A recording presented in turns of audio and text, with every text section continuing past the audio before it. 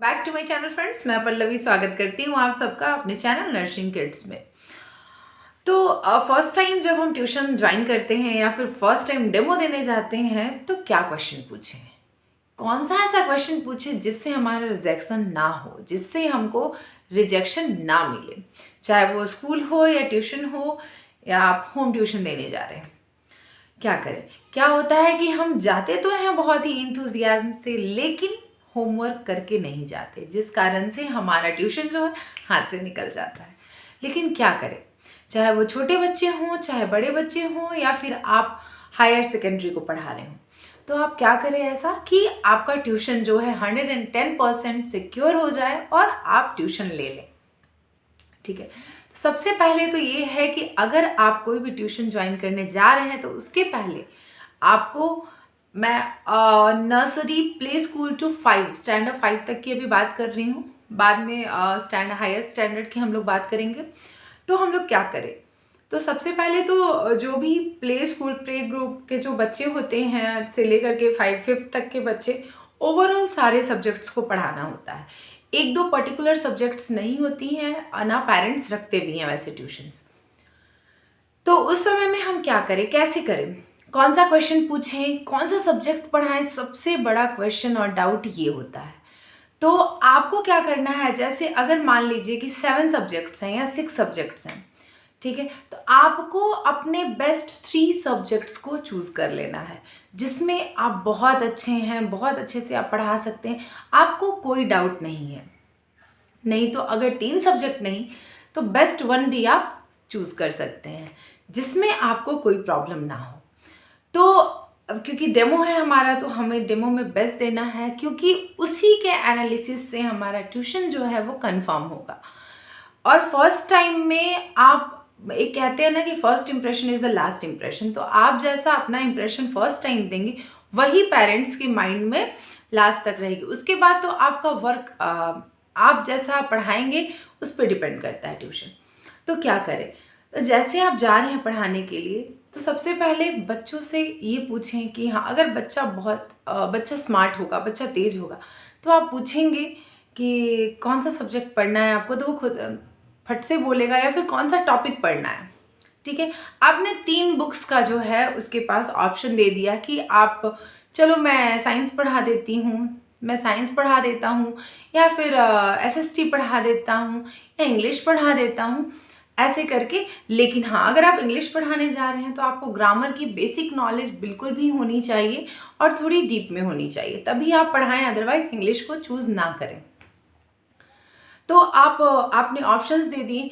अगर बच्चा वीक होगा पढ़ने में तो खुद ही बोलेगा कि सर या मैम आप खुद से पढ़ा दीजिए मुझे, कि मुझे समझ में नहीं आ रहा है मैं क्या पढूं।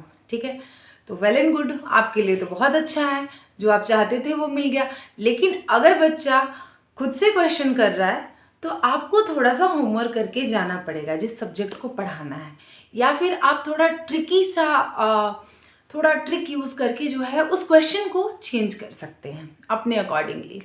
ठीक है, बच्चे को आपने पढ़ाना स्टार्ट किया। लेकिन एसएसटी एक ऐसा सब्जेक्ट है जो काफ़ी बोरिंग लगता है बच्चों को इंटरेस्ट नहीं आता है। तो आपने क्या करना है, आपको उसको बहुत ही इंटरेस्टिंग तरीके से प्रेजेंट करना है, काफ़ी एक स्टोरी बनाकर, एक स्टोरी को आपको जो है बना करके उनके सामने प्रेजेंट करना है। अच्छा, ऐसा हुआ था, पता है बाबर, हमारे टाइम में बाबर ने जो है यहाँ पे आ करके ऐसे शासन किया, उसके बाद उनके बच्चे जो हुए उन्होंने शासन किया, बहुत ही विशाल उनका जो किला था, उनका जो महल था, वगैरह वगैरह, व्हाटएवर आप अपने से एग्जैगरेट करके, ताकि बच्चों को जो है इंटरेस्ट आए, आप पढ़ा सकते हैं।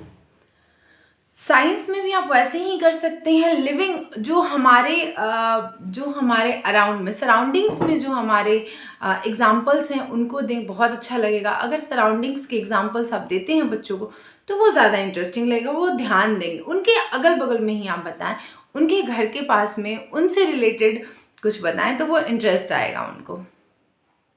ऐसे आप पढ़ाना स्टार्ट करें। डेमो अगर आपका अच्छा चला गया, डेमो आपने अच्छा दे दिया, तो फिर जो है आपका ट्यूशन फिक्स हो गया। लेकिन ट्यूशन फिक्स होने के बाद ऐसा नहीं करना है आपको कि हाँ अब तो ट्यूशन लग गए, अब तो मुझे कोई नहीं हटा सकता है, कुछ नहीं। तो ये एक ट्यूशन की जो है, ट्यूशन और होम ट्यूटर की एक बहुत बड़ी डिमेरिट मतलब होती है कि आपको जो है कोई आपकी स्टेबिलिटी नहीं होती है। अगर आप अच्छा पढ़ा रहे हैं तो आपको बहुत अच्छा रिस्पांस मिलेगा, मार्केट में आपका नेम वैल्यू जो है वो बहुत अच्छा होगा। लेकिन अगर आपने छोटी सी भी गलती कर दी, आपने बिल्कुल भी ध्यान नहीं दिया, तो फिर एक रेप्यूटेशन जो है आपकी ख़राब हो जाएगी कि अरे वो टीचर तो अच्छे से पढ़ाते ही नहीं है, टाइम ही नहीं देते। तो आपको टाइम तो देना ही है, साथ ही साथ रिजल्ट देना है। फर्स्ट एंड लास्ट थिंग, आपको दिमाग में ये चीज़ रखनी है कि बच्चे जो हैं, आपको ये सोचना है कि आपके बच्चे हैं, आपके घर के बच्चे हैं, आपको उनका रिजल्ट कैसे भी अच्छा देना है। अगर रिजल्ट अच्छा आ गया तो फिर तो आपकी निकल पड़ी। जब तक वो बच्चा पढ़ेगा तब तक तो पेरेंट्स जो हैं चाहेंगे कि आप ही पढ़ाएं। अगर स्कूल में है, बाद में कॉलेज वगैरह गया तो फिर आप नहीं बोल सकते, लेकिन हाँ उस समय तक आप पढ़ाएं। उसके बाद वो रिकमेंड करेंगे आपको अपने रिलेशंस में, अपने रिलेटिव्स में, अपने अगल बगल आस पड़ोस में आपको रिकमेंड कर देंगे। तो ऐसे पढ़ाएं। अगर बच्चा होम ट्यूशन, अगर आप होम ट्यूशन स्टार्ट कर रहे हैं, ठीक है, आप एक ट्यूटर हैं, आपके घर में बच्चे आ रहे हैं, तो आप क्या पढ़ाएंगे? तो आप जो हैं बड़ा ही मतलब एक सेक्शन को पकड़ के जो है आप कंटिन्यू ना पढ़ाएं। 3 सेक्शन, इंग्लिश, हिंदी, मैथ्स, तीनों के लिए 20 मिनट्स जो हैं आप बच्चों को बड़े ही मज़े से पढ़ाएं, बड़े ही अच्छे तरीके से पढ़ाएं, एंजॉय करके पढ़ाएं। उसके बाद उससे रिलेटेड जो है आप होमवर्क दें बच्चों को। आप जब उससे रिलेटेड होमवर्क देंगे और सारे सब्जेक्ट्स आप इक्वली आपने पढ़ाया है, तो पेरेंट्स भी जब बच्चे घर जाएंगे और कॉपी दिखाएंगे अपने घर में, तो पेरेंट्स को भी लगेगा कि नहीं मेरा बच्चा वहाँ पढ़ रहा है और टीचर जो हैं अच्छे से प्रॉपर सारे सब्जेक्ट्स पे ध्यान दे रहे हैं। तो ऐसा नहीं होगा कि आप एक पर्टिकुलर सब्जेक्ट में रह पाएंगे। इसीलिए आप ट्राई करें कि बहुत अच्छा डेमो दें अपना, बहुत अच्छे से प्रिपेयर करके एक टॉपिक या फिर एक सब्जेक्ट को लेकर के चलें, तो काफ़ी अच्छा आपका जाएगा ट्यूशन करियर। और ट्यूशन करियर ऐसा है ना कि आपका अगर रिज़ल्ट अच्छा आता है, रिज़ल्ट बच्चों ने अच्छा दे दिया, तो फिर आप अपने फ़ीस भी बढ़ा सकते हैं धीरे धीरे करके। ग्रेजुअली आप धीरे धीरे फ़ी को बढ़ाएंगे, कंटिन्यू, मतलब एकदम ऐसा नहीं कि 1 मंथ पढ़ाया, 2 मंथ पढ़ाया, फ़ी बढ़ा दी, नहीं। 1 ईयर एटलीस्ट या 2 ईयर आप उसके बाद फ़ी बढ़ा सकते हैं। या फिर अगर आपकी कोई मजबूरी है जो फ़ी बढ़ाना ज़रूरी है, तो आप पेरेंट्स से मतलब आप आमने सामने बैठ करके बात करके आप उनसे बोल सकते हैं अपनी परेशानी को।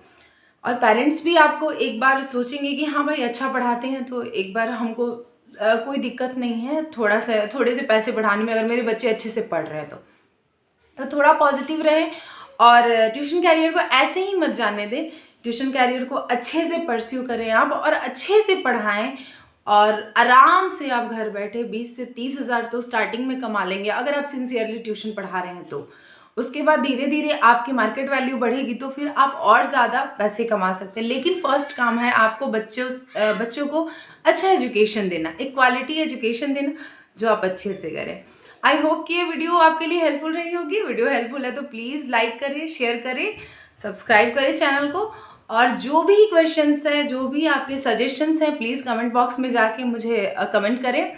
और प्लीज़ ज़्यादा से ज़्यादा शेयर करें और सब्सक्राइब करें चैनल को। Thank you, bye bye.